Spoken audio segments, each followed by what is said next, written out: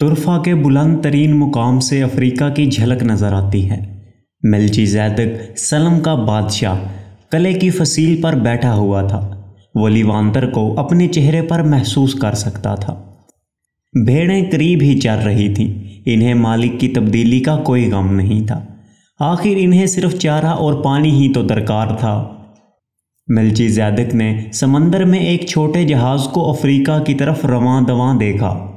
وہ اب اس چرواہے کو دوبارہ کبھی نہیں دیکھ سکے گا، جیسا کہ وہ ابراہم کو کبھی دوبارہ نہیں دیکھ سکا تھا۔ اس سے بھی اس نے 10واں حصہ وصول کیا تھا۔ ولیوں کی کوئی خواہشات نہیں ہوتی کیونکہ ان کی کوئی منزل نہیں ہوتی۔ سلم کے بادشاہ کی شدید خواہش تھی کہ وہ چرواہا ضرور کامیاب ہو۔ اسے اس بات کا رنج ضرور تھا کہ چرواہا بہت جلد اس کا نام بھول جائے گا۔ مجھے چاہیے تھا کہ اس کے سامنے اپنا نام بار بار دہراتا تاکہ چرواہا میرا نام یاد رکھ سکتا۔ اے خدا، مجھے معلوم ہے یہ سب کچھ فنا ہونے والا ہے، لیکن ایک بوڑھا بادشاہ فخر کے چند لمحات چاہتا ہے۔ اس نے آسمان کی طرف دیکھتے ہوئے کہا۔ اسے بہت ہی عجیب لگا کہ تانجیر کے تمام قہوہ خانے ایک دوسرے سے بے حد مماثلت رکھتے تھے۔ کچھ لوگ ایک طویل پائپ سے کش لگاتے تھے اور پھر اسے دوسرے آدمی کو تھما دیتے تھے۔ بعد میں اسے معلوم ہوا کہ اس پائپ کا نام حقہ ہے۔ لوگ ہاتھوں میں ہاتھ ڈال کر بازاروں میں گھوم رہے تھے۔ عورتوں کے چہروں پر نقاب تھے۔ وقفے کے بعد مذہبی رہنما ایک مینار پر چڑھ کر زور زور سے کچھ پکارتا تھا، جسے سن کر لوگ بار بار جھکتے تھے اور اپنا ماتھا زمین پر ٹیکتے تھے۔ غیر مسیحیوں کی عبادت، اس نے سوچا۔ یہ اس نے بچپن میں مدرسے میں پڑھا تھا۔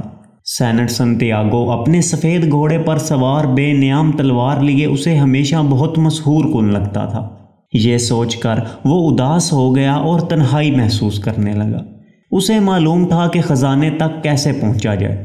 اس کی جیب میں اچھی خاصی رقم تھی جو اس نے اپنی بھیڑوں کو بیچ کر حاصل کی تھی، اور اسے یہ بھی معلوم تھا کہ پیسے میں ایک جادو ہوتا ہے جو ہر کام کو ممکن بنا دیتا ہے، اور بہت جلد وہ اہرام کے پاس ہوگا۔ اسے یقین تھا کہ ایک بوڑھا آدمی جس نے سونے کی زرہ پہن رکھی تھی صرف چند بھیڑوں کے لیے جھوٹ نہیں بول سکتا تھا۔ بوڑھے نے نشانیوں کا ذکر کیا تھا اور آبنائے عبور کرتے ہوئے وہ نشانیوں کے بارے میں سوچتا رہا تھا۔ اسے معلوم تھا کہ بوڑھا کیا کہہ رہا ہے۔ اندلس کے میدانوں سے گزرتے ہوئے اسے ہمیشہ ادراک ہو جاتا تھا کہ اسے کون سا راستہ اختیار کرنا چاہیے۔ اپنے مشاہدے سے اس نے سیکھا تھا کہ ایک خاص قسم کی جڑی بوٹی اس بات کی علامت تھی کہ پانی نزدیک ہے، اور ایک خاص قسم کے پرندے کی موجودگی ارد گرد سانپ کی موجودگی کی علامت تھی۔ یہ سب اس نے اپنی بھیڑوں کی صحبت میں سیکھا تھا۔ اگر خدا بھیڑوں کو راستہ سجھا سکتا ہے تو پھر انسان کو کس طرح بھٹکنے کے لیے چھوڑ دے گا؟ اس خیال سے اسے طمانینت محسوس ہوئی اور قہوے کی کڑواہٹ بھی کم ہو گئی۔ تم کون ہو؟ کسی نے ہسپانوی زبان میں اس سے پوچھا۔ لڑکے کو اطمینان ہوا۔ وہ بھی نشانیوں کے بارے میں سوچ رہا تھا اور پہلی نشانی ظہور پذیر ہو گئی تھی۔ تم ہسپانوی کیسے بول لیتے ہو؟ اس نے سوال کرنے والے سے الٹا سوال کیا۔ نووارد مغربی لباس میں ملبوس ایک نوجوان تھا، لیکن اس کی رنگت اس کے مقامی ہونے کی چغلی کھا رہی تھی۔ وہ چرواہے کی عمر اور قد بد کا تھا۔ یہاں ہر کوئی ہسپانوی بول سکتا ہے۔ ہم اسپین سے صرف 2 گھنٹے کی مسافت پر ہیں۔ نووارد نے جواب دیا۔ بہتر، مجھے اپنی خدمت کا موقع دو اور میرے لیے بھی ایک گلاس شراب منگوا دو۔ مجھے یہ کڑوا قہوہ بالکل اچھا نہیں لگا، اس نے نووارد سے کہا۔ اس ملک میں شراب نہیں مل سکتی، ہمارے مذہب میں اس کی ممانعت ہے، نووارد نے جواب دیا۔ لڑکے نے اسے بتایا کہ اسے اہرام مصر جانا ہے۔ اس نے پہلے تو نووارد کو خزانے کے بارے میں بتانے کا ارادہ کیا، مگر پھر کچھ سوچ کر خاموش ہو گیا۔ اگر وہ ایسا کرتا تو اس بات کا قوی امکان تھا کہ نووارد عرب اس سے حصہ مانگتا، اور اسے بوڑھے کی بات یاد تھی کہ کبھی اس چیز کا وعدہ نہ کرے جو ابھی اس کی ملکیت میں نہیں ہے۔ اگر تم اہرام مصر تک میری رہنمائی کرو تو میں تمہیں اس کا معاوضہ دوں گا، اس نے نوجوان عرب سے کہا۔ کیا تمہیں کچھ اندازہ ہے کہ وہاں تک پہنچنا کتنا مشکل ہے؟ نووارد نے استفسار کیا۔ اس نے دیکھا کہ قہوہ خانے کا مالک ان دونوں کی گفتگو غور سے سن رہا تھا۔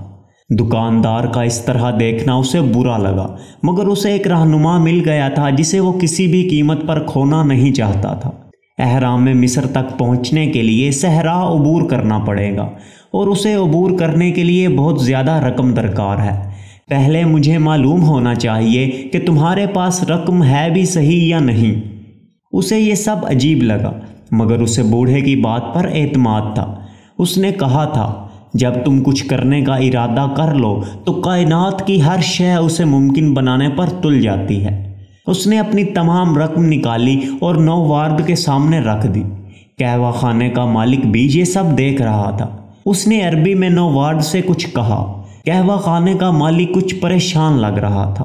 آؤ یہاں سے چلیں، یہ چاہتا ہے کہ ہم چلے جائیں۔ جب وہ قہوے کا بل دینے کے لیے گیا تو قہوہ خانے کے مالک نے اسے بازو سے پکڑ لیا اور عربی میں کچھ زور زور سے بولنے لگا۔ لڑکا مضبوط ڈیل ڈول کا مالک تھا۔ پہلے تو اس نے سوچا کہ اس بدتمیزی کا منہ توڑ جواب دے، مگر یہ سوچ کر چپ رہا کہ وہ ایک غیر ملک میں تھا۔ عربی نے قہوہ خانے کے مالک کو دھکا دے کر اسے چھڑا لیا۔ یہ تمہاری رقم ہتھیانا چاہتا ہے، عربی نے کہا۔ تانجیر باقی افریقہ سے مختلف ہے۔ یہ ایک بندرگاہ ہے اور ہر بندرگاہ پر لٹیرے اور رہزن کثرت سے پائے جاتے ہیں۔ لڑکے کو اپنے نئے ساتھی پر اعتماد تھا، آخر اس نے مشکل وقت میں اس کا ساتھ دیا تھا۔ عربی رقم گننے لگا۔ ہم احرام مصر کے لیے کل روانہ ہوں گے، مگر اس کے لیے ہمیں پہلے 2 اونٹ لینے ہوں گے۔ دونوں نے تانجیر کی تنگ گلیوں میں چلنا شروع کیا۔ بازار کے دونوں طرف سٹال لگے ہوئے تھے۔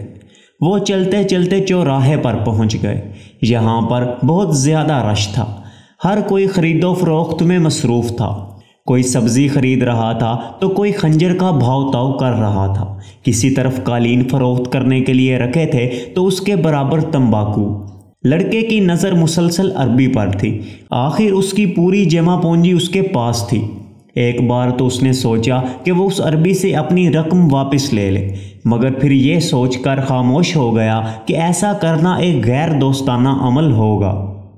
مجھے مسلسل اس پر نظر رکھنی چاہیے، اس نے اپنے آپ سے کہا۔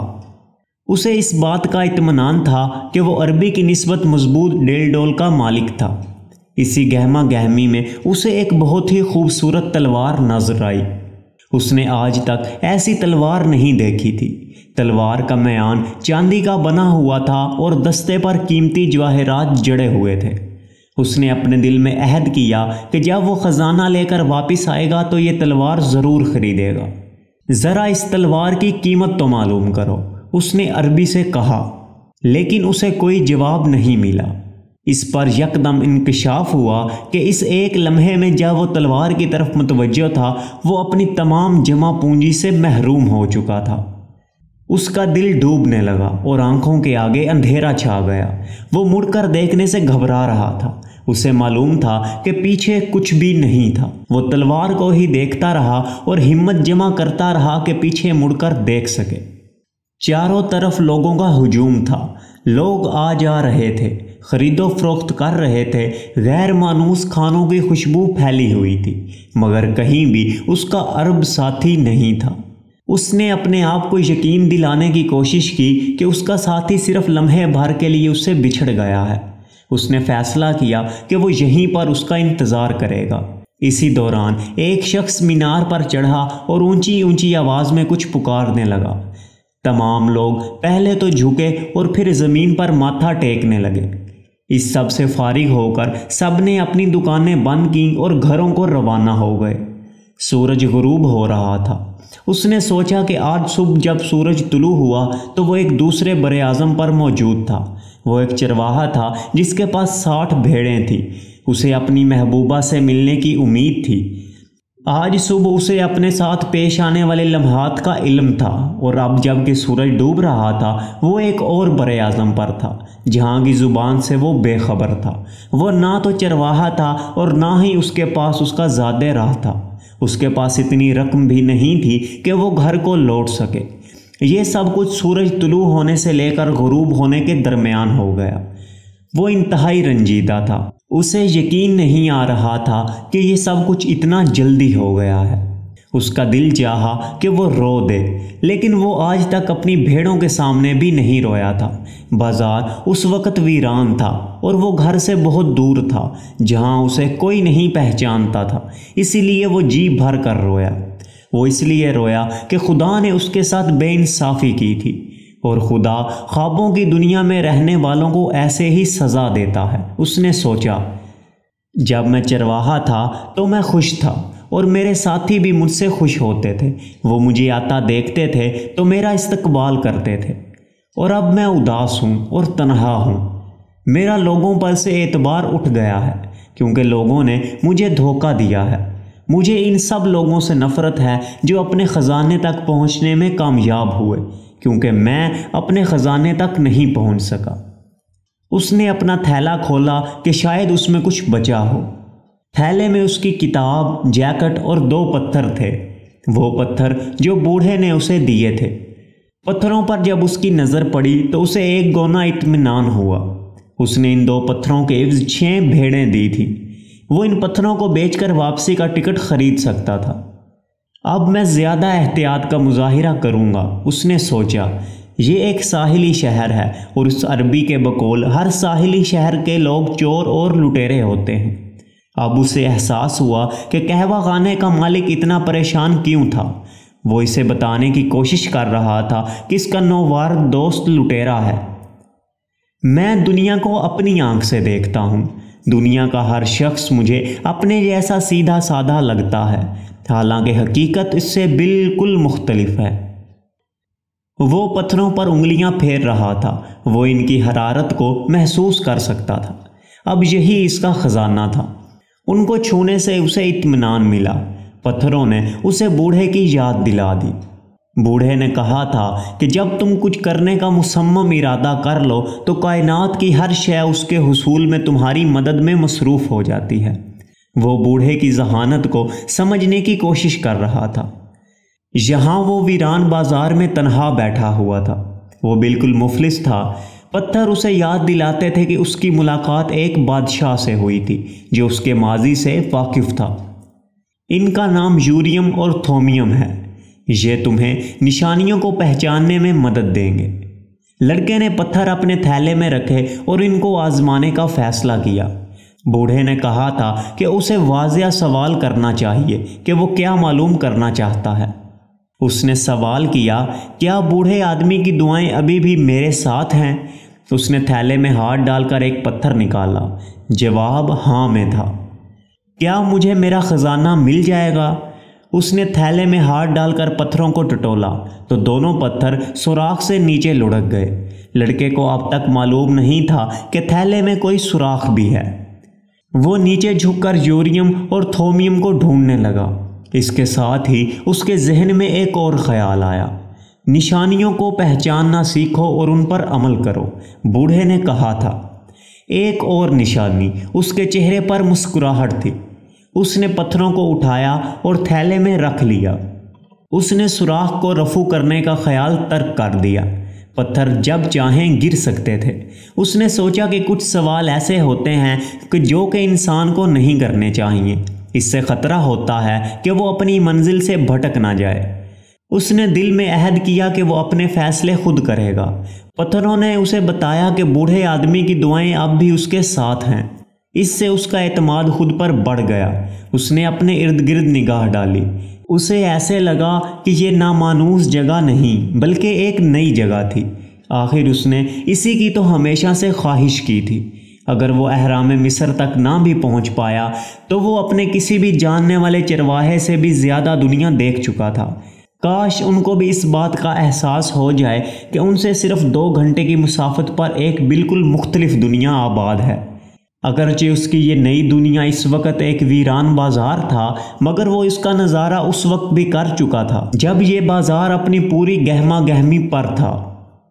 اس کے ساتھ ہی اسے تلوار کا خیال آیا۔ اس خیال سے اسے تکلیف ہوئی، مگر اس نے اس سے خوبصورت تلوار اس سے قبل نہیں دیکھی تھی۔ اسے اب فیصلہ کرنا تھا کہ وہ ایک لٹیرے کا ڈسا ہوا انسان ہے یا خزانے کی تلاش میں پھرنے والا مہم جو۔